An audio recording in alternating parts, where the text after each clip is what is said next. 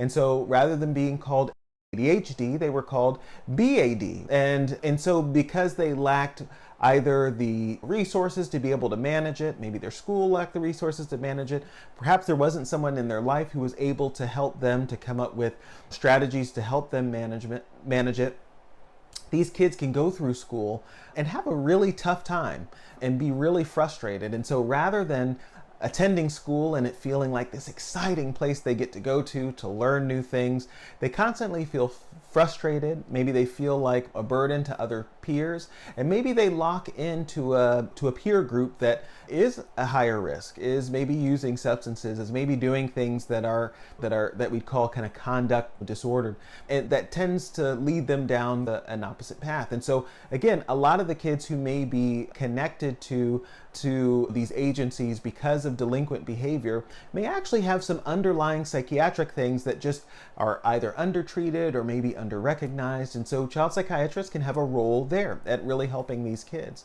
Another area is social services. So you think about kids who maybe are in the foster or adoption care system in a particular state or county, or kids who have been identified because the family's been reported maybe by a pediatrician or family member, and they're in need of particular services. And so there may be a child psychiatrist who's at the front line helping to identify resources for these families, evaluating these kids, and helping them get the services that they need.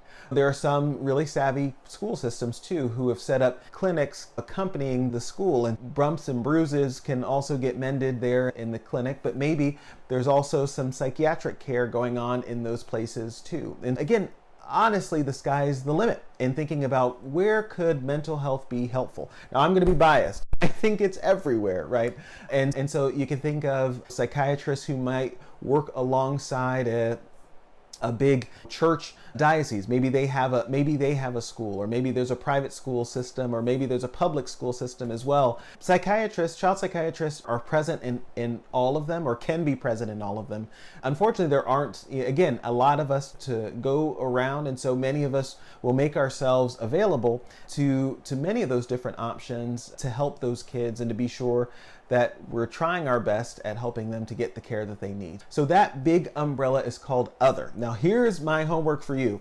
So some of you may have some things that you're thinking of that fit in this other category, or maybe there are things about the other areas that I've talked about that you'd really like to hear a little bit more about. I'm happy to provide that and to dig into some of the details or take you through a day of what that might look like based on my experiences and conversations with colleagues. And certainly I'd be happy to invite some of my friends on who do some really interesting work, forensic psychiatry. So people who are getting requests from the state or from the government, or because they're in legal issues too, and doing a separate type of evaluation that we call a forensic evaluation. So again, there's so many things in psychiatry that it's hard to cover them in just one quick video, but I at least wanted to give you a taste of what's available out there.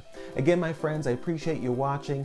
I always treasure your time and our time together. Keep sending those really great questions, and as always, take good care and be well.